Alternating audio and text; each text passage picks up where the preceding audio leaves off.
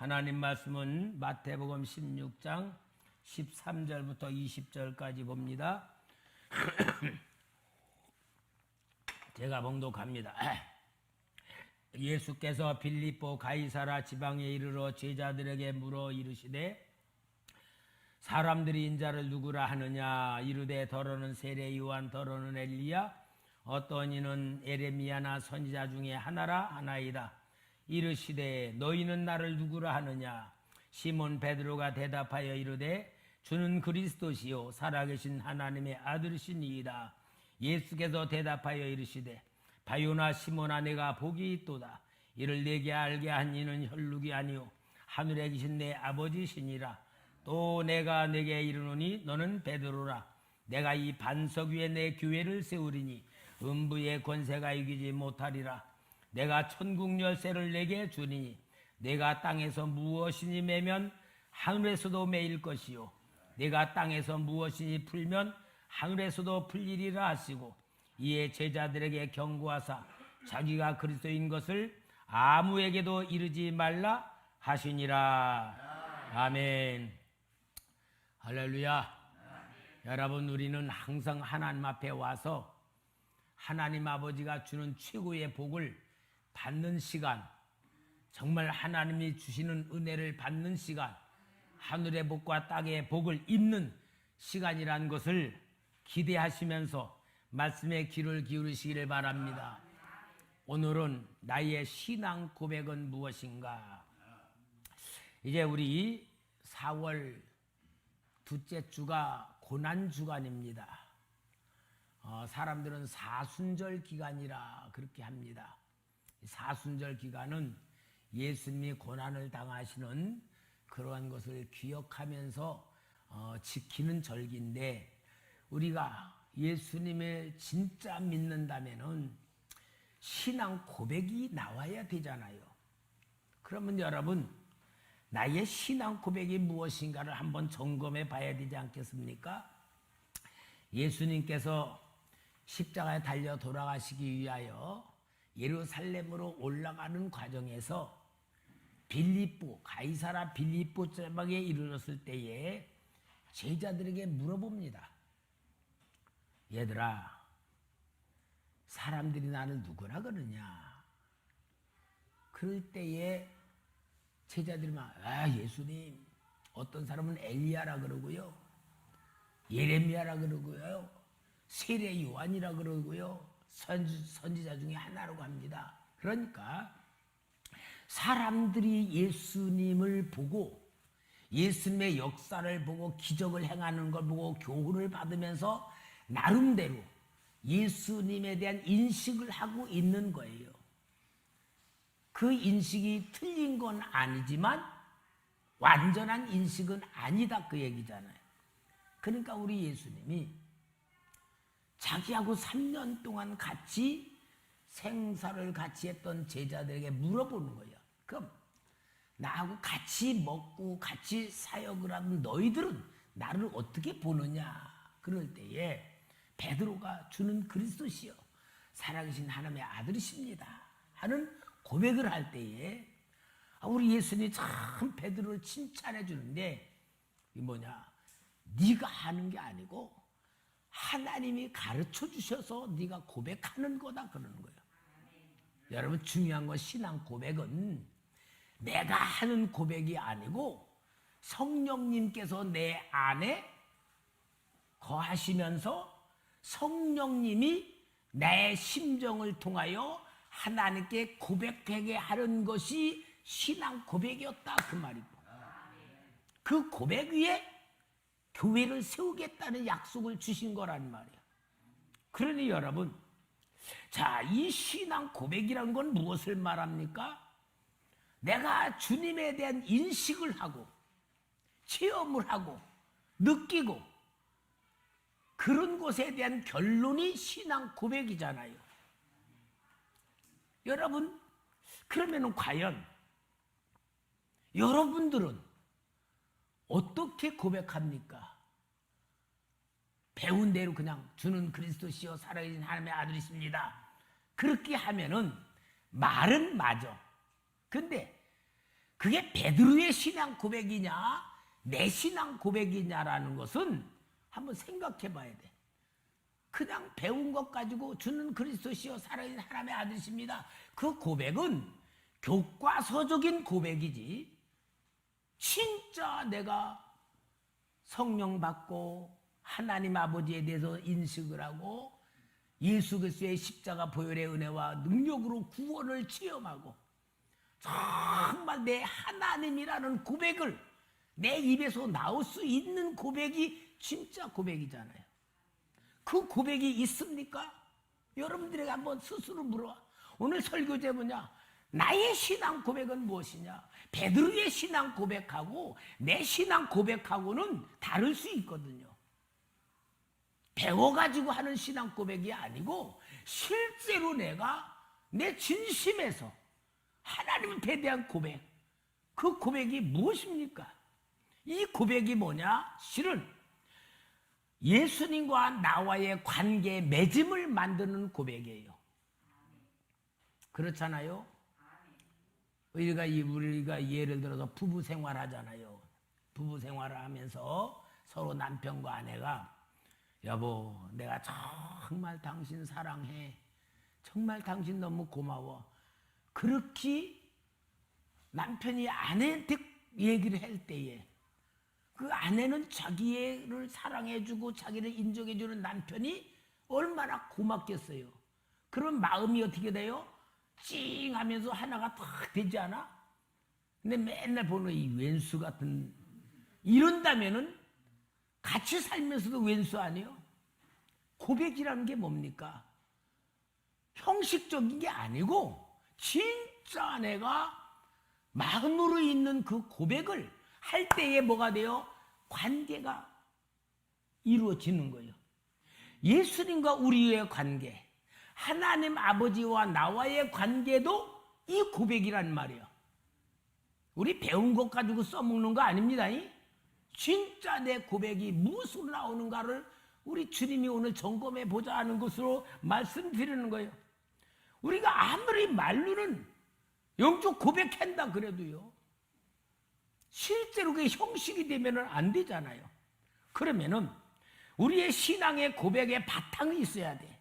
신앙의 고백의 바탕은 뭐냐면은 예수님에 대한 정확한 믿음, 예수님에 대한 정확한 지식, 예수님에 대한 정확한 경험이 있어야 되잖아요.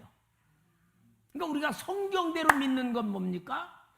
예수님이 신약과 구약의 모든 성경의 제목이 예수님이잖아요. 구약은 오실 예수님, 신약은 오신 예수님.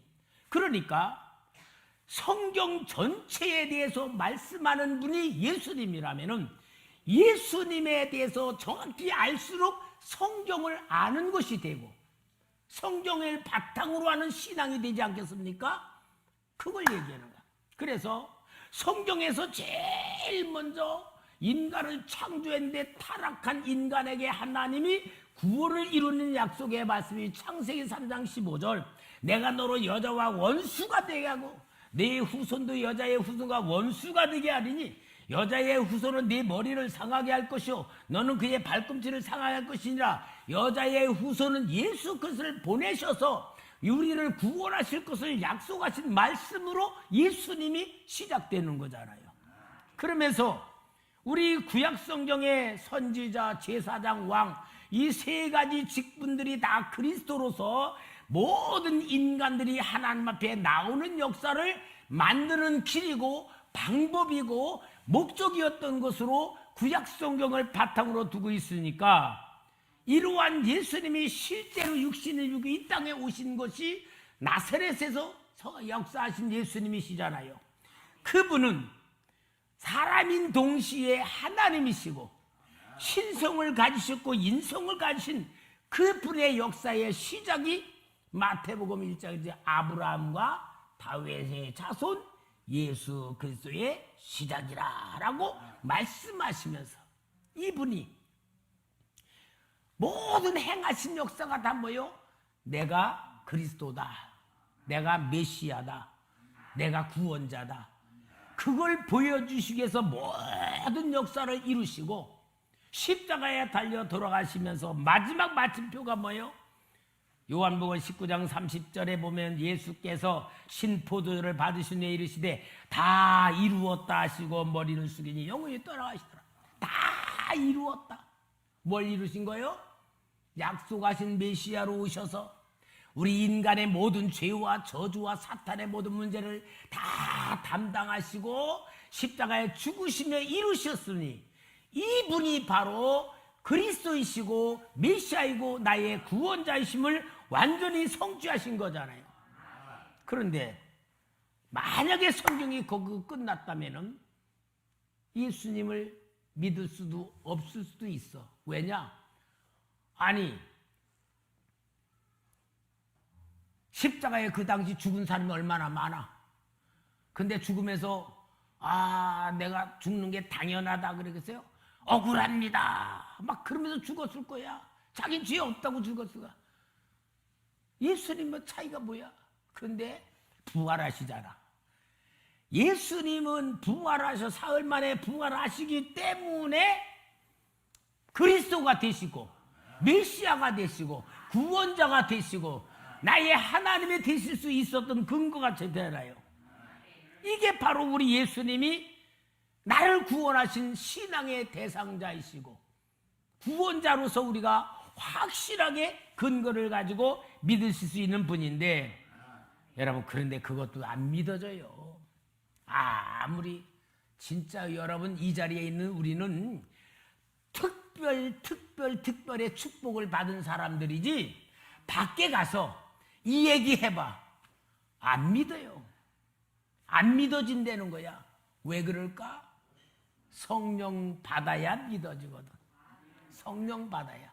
그러니까 우리 예수님이 하늘로 올라가시면서 내가 너희를 위해서 성령을 보내주겠다고 말씀하신 것으로 우리가 성령을 받게 되었으니 사도행전 1장 4절에 사도와 함께 모이사 그들에게 분부하여 이르시되 예루살렘을 떠나지 말고 내게서 들은 바 아버지께서 약속하신 것을 기다리라. 그래서 그들이 예루살렘 떠나지 않고 열심히 기도할 때에 오순절날 성령이 임하신 줄 믿습니다. 그래서 그 성령이 임하심으로 예수 그리스도가 믿어지게 된 줄 믿습니다. 여러분 믿어지게 된 이유가 가장 또 중요한 근거가 뭐냐?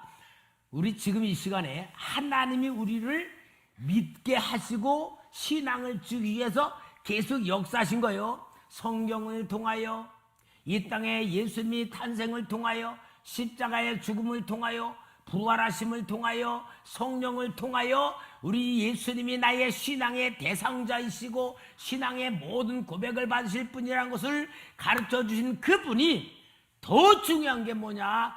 내 마음속에 들어와 계셔야 되는 겁니다. 그래서 요한복음 1장 12, 13절에 영접하는 자, 곧 그 이름을 믿는 자들에게는 하나님의 자녀가 되는 권세를 주셨으니 이는 혈통으로나 육적으로나 사람의 뜻으로 나지 아니하고 오직 하나님께로부터 난 자들이니라. 여러분 우리는 하나님께로부터 난 자들이 된 거예요. 아멘.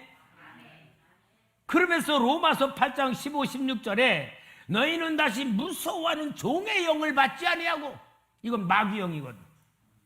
양자의 영을 받았으므로 우리가 아빠, 아버지라고 부르짖느니라. 성령이 친히 우리의 영과 더불어 우리가 하나님의 자녀인 것을 증언하시나니. 자, 여러분 여기까지는 하나님이 나를 구원하기 위하여 신앙을 주시기 위하여 체험을 주셔서 하나님이 완전히 행하신 거예요. 그러니까 여러분 이 역사대로라면은 우리는 하나님 앞에 완전한 구원의 역사와 자녀된 권세와 하나님의 축복을 그대로 받았어요. 아멘. 그런데 문제는 뭐냐? 이거는 하나님이 행하신 역사야. 하나님이 우리에게 행하신 역사 우리만 아니잖아요. 저 교회 안 다니는 사람, 예수 안 믿는 사람들 다 똑같이 하나님의 행하신 역사야. 그런데 중요한 건 뭐냐? 나의 신앙 고백이 나와야 되잖아요. 내 신앙 고백이. 여러분, 나의 신앙 고백이 뭐냐 이거예요. 나의 신앙 고백이란 거는 배운 게 아니고 객관적인 게 아니고 오늘 우리를 향하는 완전한 개인적인 것이고 주관적인 것이고 체험적인 것이 돼야 돼요. 그러기 위해서는 먼저 여러분, 내 신앙 고백이 정말 주님 앞에 나오려면은 성령 체험해야 돼. 성령 체험. 저도 경험해 봤어요. 제가 어렸을 때부터 교회를 다니고 중학교 1학년 2학기 때부터 중등부 회장하고 열심히 하며 고등부에도 회장하고 그러다가 하루는 자꾸 입맛도 없고 힘도 없고 나른해고 졸리기만 하고 몸이 비정상이 돼서 병원에 가 엑스레이 찍으니까 폐결핵이라는 거예요. 그때는요, 암보다 결핵이 더 많아서 왜? 잘 못 먹으니까 영양실조로 결핵에 많이 걸려 다 결핵으로만 죽었거든요. 그러니까 우리 지금 암 걸린 거와 딱 똑같은 그런 감정들이야. 결핵에 걸려. 얼마나 이제 죽는다는 게 현실이 되고, 아이고 얼마나 무서운지. 근데 우리 누님이 너 지금까지 학생회 회장이라 그래도 열심히 교회에서 예수 안 믿어서 그런 거야. 이제 예수 믿는 기회가 된 거다. 나하고 기도원에 가자. 저를 데리고 저녁마다 기도원에 데려가서 기도를 하면서 생전 처음으로 부흥회도 참석해보고 기도원에 가서 막 은혜를 받고 그리고 막 산에 가서 기도하면 살려달라고 기도하면서 방언을 받고 성령 체험을 하고 영적인 눈이 떠지고 막 그러면서 영적인 세계가 막 보여지면서 하나님이 내게 병을 고쳤다는 확신이 와요. 그래서 병원에 가서 딱 엑스레이 찍으니까 정상 도장 딱 찍어주는 거예요.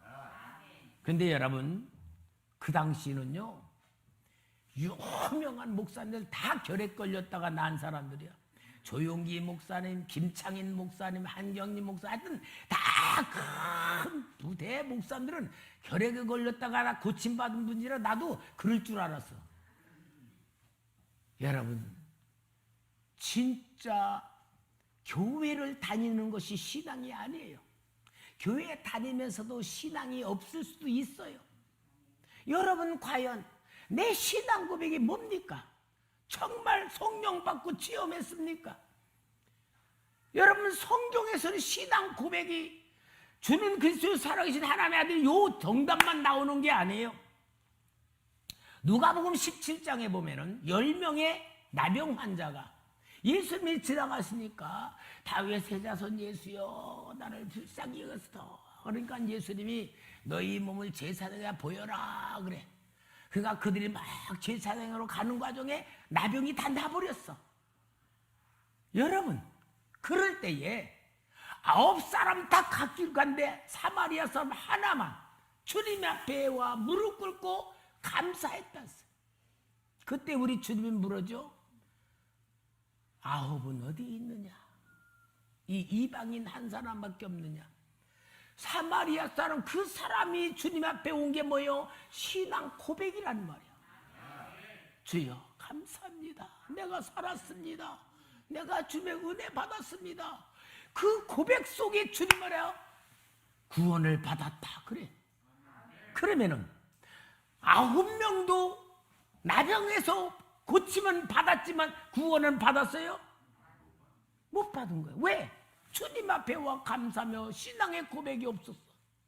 오늘 사랑하는 성도 여러분, 은혜를 체험했다 할지라도 병을 고쳤다 할지라도 성령 체험했다 할지라도 나의 신앙 고백이 살아있어야 되고요.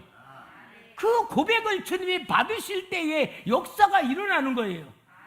오늘 여러분, 우리는 신앙 고백, 과연 내가 기도하면서 이 신앙 고백은 항상 기도 속에서 나오는 거고 주님 앞에 머리를 숙일 때마다 나오는 거고 하나님의 관계 속에서 나오는 거 아닙니까? 누가복음 19장에 보면은 세리장, 부자, 삭개오가 나오죠. 온 사람들이 죄인이라 그러고 삭개오에 대해서 모든 사람이 다 나쁜 사람이라고 말해. 근데 돌감나무에 올라가 있는 삭개오에게 예수님이 내려오라, 내가 오늘 네 집에 거하겠다. 그래서 예수님이 삭개오의 집에 들어가셨죠. 삭개오가 그 주님과의 어떤 대화를 나눴는지 모르지만 너무 주님에 대한 확신 갖고 경험하고 체험하고 지금까지 돈 벌면서 살아왔던 게 너무 잘못된 걸 알고 주님 앞에 고백하는 고백이 뭐예요? 주여 보시옵소서, 내 소유를 절반을 팔아 가난한 자 주겠습니다. 만약에 누구 것을 빼앗은 거 있다면 내가 4배로 갚겠습니다. 이게 뭐예요? 신앙 고백이야. 삭개오의 신앙 고백. 그럴 때 우리 주님이 이 사람도 아브라함의 자손이라고 선포해 주는 거예요.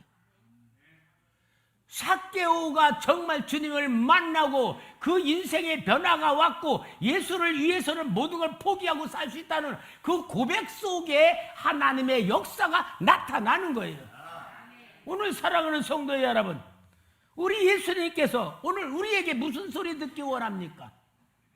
우리 예배 드리는 예배 정말 박수 치면서 뜨겁게 찬양하고 통성 기도 열심히 하고 김선 목사가 어떻게 하면 우리 성도님이 하나 앞에 예배를 올려드리는 산예배 올려드리도록 할까 하고 인도하면서 열심히 드리지만 제일 중요한 예배의 핵심은 뭐예요? 내 신앙 고백이라는 말이에요. 내 신앙 고백이야말로 정말 하나님이 받으시는 건 줄 믿습니다. 요한복음 11장에 보면은 예수님이 나사로 죽은 지 나흘 되는 나사로 살리시는 역사가 일어나잖아요. 그 살리시는 역사 속에 기가 막힌 신앙의 고백이 나와요. 마르다에게 예수님이 내 오라버니가 살 거다. 그러니까 뭐라 그러냐? 예수께서 이르시되 내 오라비가 다시 살아나리라. 마르다가 이르되 마지막 날 부활에는 다시 살아날 줄을 내가 아나이다. 마지막 날은 살아날 줄 아는 신앙이 있었던 거예요. 예수께서 이르시되 나는 부활이요 생명이 나를 믿는 자는 죽어도 살겠고 무릇 살아서 나를 믿는 자는 영원히 죽지 아니하리니 이것을 내가 믿느냐? 이르되 주여 그러하이다. 주는 그리스도시요 세상에 오시는 하나님의 아들이신 줄 내가 믿나이다. 이 마르다의 고백 속에 나사로를 살려내는 역사가 일어난 겁니다.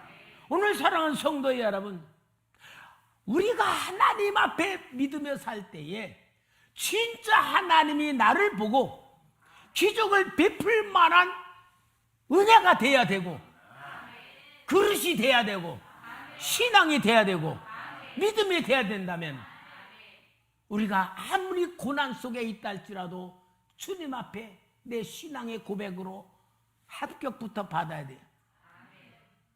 내가 아무리 어려운 일에 빠져도 주님, 나는 주님밖에 없습니다. 주님 살아계심을 믿습니다. 나를 구원하심을 믿습니다.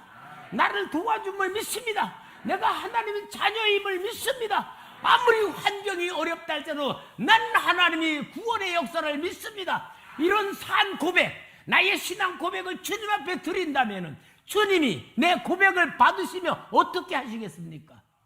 나는 확실합니다. 성경에 기록된 역사들이 우리에게 일어날 줄 믿습니다.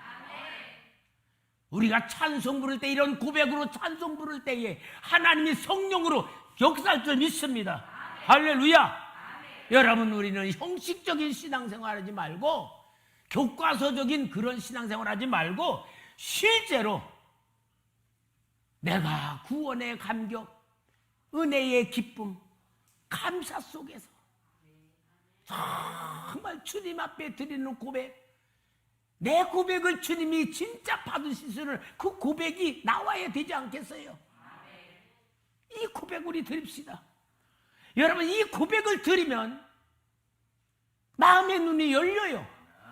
아, 모든 게 하나님의 역사구나. 하나님이 주관하고 계시는구나. 하나님이 함께하고 계시는구나. 그래서 우리는 하나님이 창조한 세상에 사는 내가 돼야 됩니다. 하나님이 역사하는 역사 속에 내가 쓰임 받아야 되는 겁니다. 기록된 성경 말씀이 내 말씀이라는 게 선포가 돼야 될 줄 믿습니다. 이게 바로 오늘 하나님이 우리에게 베풀고 은혜 주시는 역사입니다. 시편 139편 1절에서 5절에 보면은 이 살아있는 신앙 고백 속에 주님 앞에 드렸던 사람이 눈이 열려진 게 기록된 거예요. 여호와여, 주께서 나를 살펴보셨으므로 나를 아시나이다. 주께서 내가 앉고 일어섬을 아시고 멀리서도 나의 생각을 밝히 아시우며 나의 모든 길과 내가 눕는 것을 살펴보셨으므로 나의 모든 행위를 익히 아시오니 여호와여, 내 혀의 말을 알지 못하신 것이 하나도 없으시니이다. 주께서 나의 앞뒤를 둘러싸시고 내게 안수하셨나이다. 나는 시편을 읽으면서 이 시편 기자가 받은 그 은혜가, 그 체험과 그 역사가 시편 기자 것이 아니라 우리 성도인데 것이 돼야 된다고 확신합니다. 내 신앙 고백이 돼야 되고 내 믿음이 돼야 되고 하나님이 나의 고백을 보고 내가 복줄만 하다, 도와줄만 하다, 너에게 이 역사를 일으킬만 하다, 이 하나님의 마음이 일어나야 되지 않겠어요? 여러분, 하나님 아버지를 감동시킬 줄도 알아야 돼. 아멘? 나를 구원하신 예수 그리스도의 희생에 대한 값진 역사를 표현할 줄도 알아야 돼. 이게 신앙 고백이 돼야 돼. 그냥 형식적으로 아버지 사랑합니다, 그거 하고 아버지 정말 내가 뭔데 이렇게 사랑하십니까? 이렇게 하는 거하고 얼마나 차이가 나겠어. 사랑하는 성도 여러분, 하나님은 어제나 오늘이나 영원토록 동일하시고 성령님 지금 내 안에서 역사하고 계시고 모든 역사는 하나님 지금도 일하고 계신 줄 믿습니다.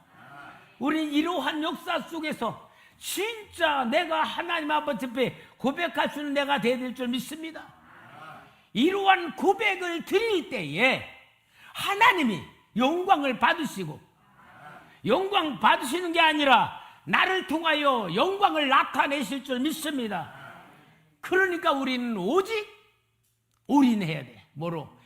예수 그리스도의 역사 속에 들어가야 되는 거예요. 사도 바울이 영적 세계에서 이걸 깨달은 거예요. 그러니까 사도 바울이요, 빌립보서 3장 7, 9절에 이렇게 고백을 합니다. 그러나 무엇이니 내게 유익하던 것을 내가 그리스도를 위하여 다 해로 여길 뿐더러 또한 모든 것을 해로 여김은 내 주 그리스도 예수를 아는 지식이 가장 고상하기 때문이라. 내가 그를 위하여 모든 것을 잃어버리고 배설물로 여김은 그리스도를 얻고 그 안에서 발견되려 함이니 내가 가진 의는 율법에서 난 것이 아니요 오직 그리스도를 믿음으로 말미암은 것이니 그 믿음으로 하나님께로부터 난 의라. 사도 바울 지식이 얼마나 많았어요. 그는 배경이 얼마나 컸어요. 그러나 예수님을 알고자 하는 지식에 방해가 되는 것들은 버렸다 그 말이고 오직 예수님만 아는 것으로 모든 걸 올인했다 그 말이에요. 그러니까 사도 바울은 왜? 예수밖에 없었다 그 말이잖아. 그게 사도 바울이 영적인 눈을 뜬 거예요. 사랑하는 성도 여러분, 지금은요 너무 지식이 많아. 세상 돌아가는 걸 너무나 많이 알아. 그러니까요 우리 머릿속에는 진짜 혼란이 너무 많아. 그리고 그게 습관화되다 보니까 가만히 있을 수 못해. 가만히 있으면 뭐냐? 휴대폰부터 들어가지고 유튜브를 보든지 뉴스를 보든지 뭔가를 자꾸 보고 있지 이 생각이 정립이 안 돼. 왜요? 너무 이 정신이 예수 빼놓고 다 채워버리는 거야. 우리 그 기독교인들이 생활 습관을 조금 더 한번 이렇게 점검해 봐야 되겠어요. 예수를 알려고, 여러분 정말 하나님의 마음을 알려고, 하나님의 은혜를 알려고 얼만큼 우리가 올인하려고 생각합니까? 내 신앙 고백을 드릴 수 있을 만큼 얼만큼 은혜 속에 삽니까? 정말로 주님 앞에 감격하고 감사할 마음으로 얼마나 충만합니까? 다른 건 몰라도 돼요. 예수 그리스도에 대한 은혜만 알고 하나님 아버지의 사랑만 알고 내 안에서 감동시켜주고 깨닫게 하시고 역사는 성령님의 역사만 알기만 하면 대박이 터져요. 내가 얼마나 소중한 존재인가, 하나님이 나를 얼마나 사랑하시는가, 하나님이 나한테 얼만큼 기대를 걸고 계시는가가 느껴지는 거예요. 그때 나오는 게 신앙 고백입니다. 여러분, 오늘 우리는 복 중에 복 받은 사람들인데 그렇지 못하고 있어요.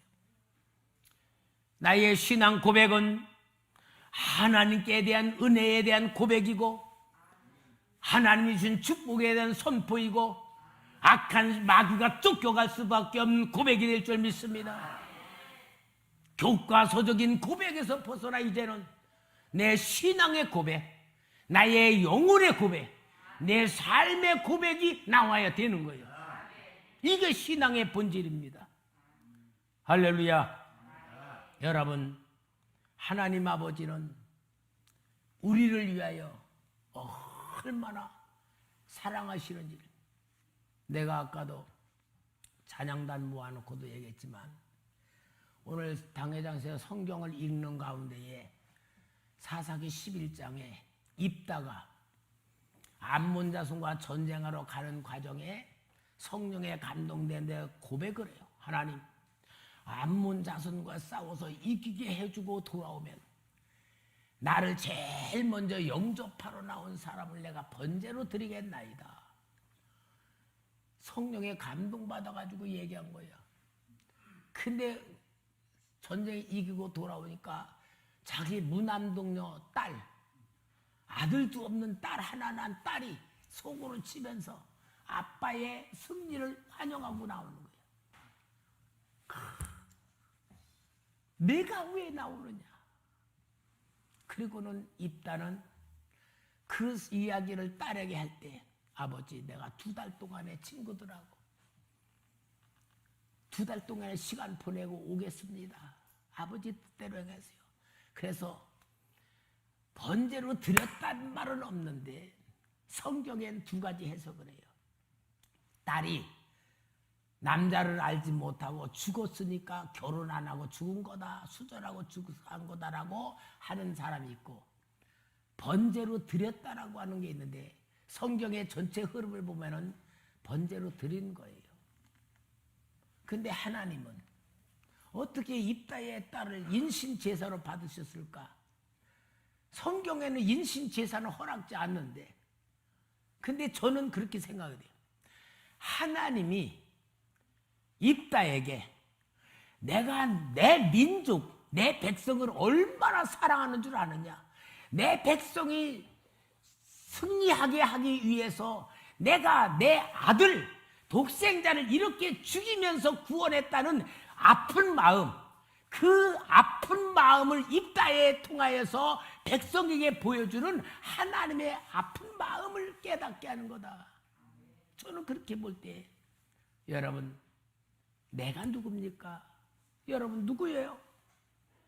하나님의 아픈 마음으로 예수님 죽이셔서 모든 걸, 필요한 걸 다 해결해 주시고 구원해 주시고, 너 자녀다, 나 아버지만 믿어라, 나만 바라봐라, 내가 주는 복만 받아라, 내가 도와주는 것만 받아라고 그렇게 말씀하시는 게, 하나님이 독생성자를 죽이면서 우리를 만들어낸, 우리는 피의 대가요, 죽음의 대가요, 정말 하나님의 희생의 대가로 우리를 만들어냈는데 과연 내 신앙 고백은 어떻게 나옵니까?